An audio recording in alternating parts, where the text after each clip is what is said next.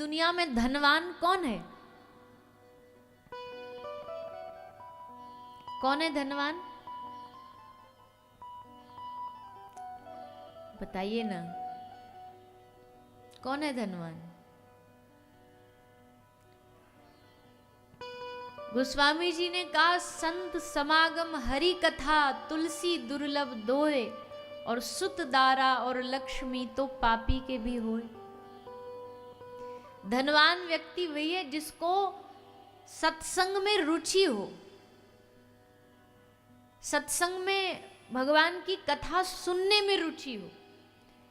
कई लोग ऐसे जीवन में उनको कथा नहीं मिलती ना सुनने, तो बेचैनी होने लगती है कि भगवान की कथा आज कान में नहीं गई, आज कुछ बेचैनी हो रही है, आज कुछ खालीपन है। और ऐसा जिसका जीवन हो जाए ना, वो धन्य है व्यक्ति की कथा सुननी है। शहर में कोई नहीं कर रहा तो टीवी पे सुनेंगे, फोन पे सुनेंगे, कोई वहां भी नहीं मिल रहा तो पढ़ेंगे, भागवत उठा के उसको सुनेंगे, श्रवण करेंगे, पर छोड़ेंगे नहीं। ऐसा जिसका जीवन हो वो धनवान है। उसकी धन्यता, उसका धन्यता का कोई वर्णन नहीं कर सकता। इसलिए सच्चे धनवान बनने का प्रयास करें। सच्चे धनवान ऐसे ही बना जाएगा भैया। सत्संग सुनो, हरि भजन करो, नाम सुमिरन करो, भगवान का संकीर्तन करो। धाम नजदीक है, धाम जाओ, धाम जाकर के भगवान की शरण ग्रहण करो। इन्हीं चीजों से हमारे हृदय में भक्ति का प्रादुर्भाव होता है, प्रकट होती है, और यही सत्संग का लाभ है। सत्संग कोई 7 दिन का खेल थोड़ी है कि 7 दिन खेल हुआ, मेला हुआ, खत्म।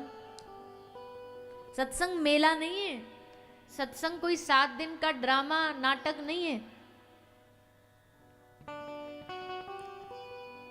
एक मैया हमारे ढोरे आई 7वें दिन, बोली आपने, अब बहुत लोग आते हैं बोलते हैं भाई कथा अच्छी, अब ठाकुर जी की कथा तो अच्छी होगी, बुरी थोड़ी होगी। तो वो मैया थोड़ा सा अलग ही बोली। क्या बोली? बोले 7 दिन आपने बड़ा अच्छा परफॉर्मेंस दिया। अब मैं मैया माऊ देखूं, मैया मेरी तरफ। मैंने बोले मैया कौन सा नाटक चल रहा था जो आपको परफॉर्मेंस अच्छा लगा? हमने कोई आपको नाच के दिखाया? हमने कोई आपको कोई कहानी दिखाई? क्या दिखाया जो आपको हमारा परफॉर्मेंस अच्छा लगा? ये कोई परफॉर्म थोड़ी कर रहे हैं हम, ये कोई प्ले थोड़ी चल रहा है। ये तो जीवन जीने की कला है जो श्रीमद् भागवत जी हमें प्रदान करती है, बताती है, समझाती है। इसमें ना तो कहने वाला, मैंने पहले ही कहा, पिछली कथा में भी बोला था कि देखो हमारे पास आप सबका मन आकर्षित करने के लिए कोई प्रॉप्स नहीं है, मतलब कोई मनोरंजन के लिए हमारे पास कोई ऐसा आइटम नहीं है जिसको देख के आपको हम मनोरंजित कर दें। और 3 घंटे 4 घंटे बिना किसी मनोरंजन आकर्षण के किसी को बांधे रखना, कथा में बिठाए रखना, ये आसान काम नहीं है।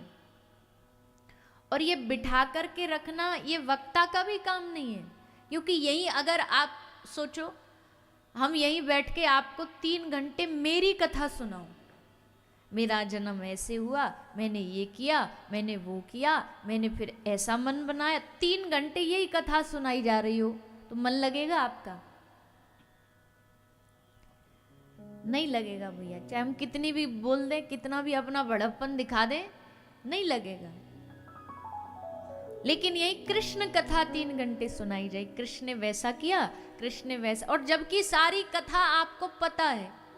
भारत में ऐसा कौन अभागा होगा जिसको ये नहीं पता कृष्ण ने 6 दिन में पूतना मारी?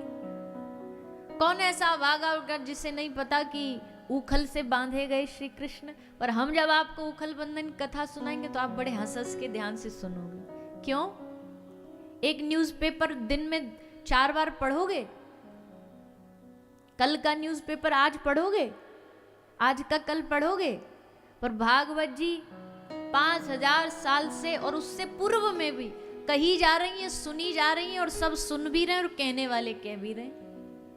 आज ही अभी डेट निकाल के रिसर्च करो, आज ही प्रेजेंट में, वर्तमान में भारत में कितनी जगह कथा चल रही है। हजारों जगह मिल जाएंगी आपको, हजारों कथा एक साथ चल रही होंगी, और हजारों जगह हजारों लोग भी बैठे होंगे, और वही हजारों लोग हैं जिनको सब कथा पता है। क्या ये भगवान की कथा का प्रताप नहीं है? क्या ये भगवान की कथा का प्रताप नहीं है? एक स्टोरी कोई भैया कब तक सुनेगा? एक कहानी कब तक सुनेगा? एक कहानी पुरानी हो जाती है।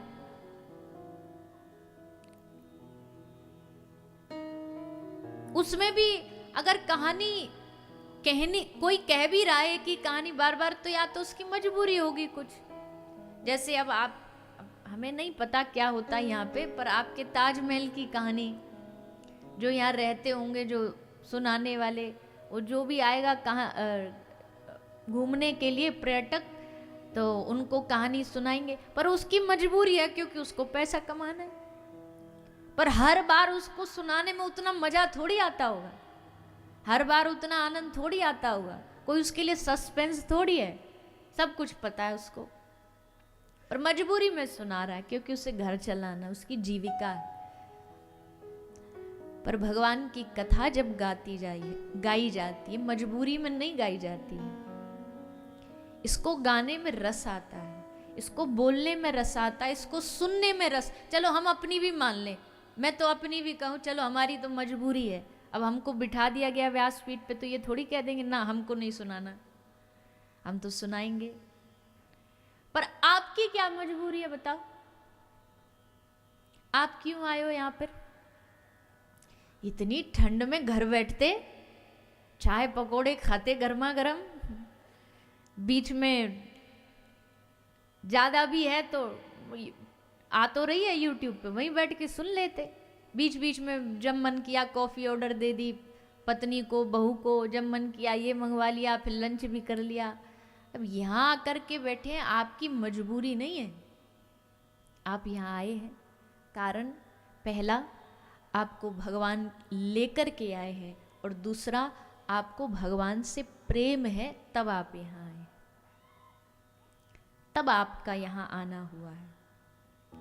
बस ये प्रेम बना रहे और बढ़ने के लिए ही तो हम सुन रहे हैं भगवान की कथा, इसलिए तो सुन रहे हैं कि दिन दिन बढ़ता चला जाए ये प्रेम, कम नहीं हो, खत्म नहीं हो, बढ़े हमारा प्रेम श्री ठाकुर जी के प्रति।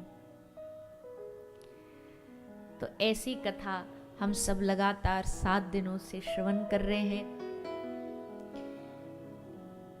कर्म, ज्ञान और भक्ति, ये 3 मार्ग हैं हमारे धर्म में, और इन तीनों के लिए अलग अलग ग्रंथ लिखे गए हैं।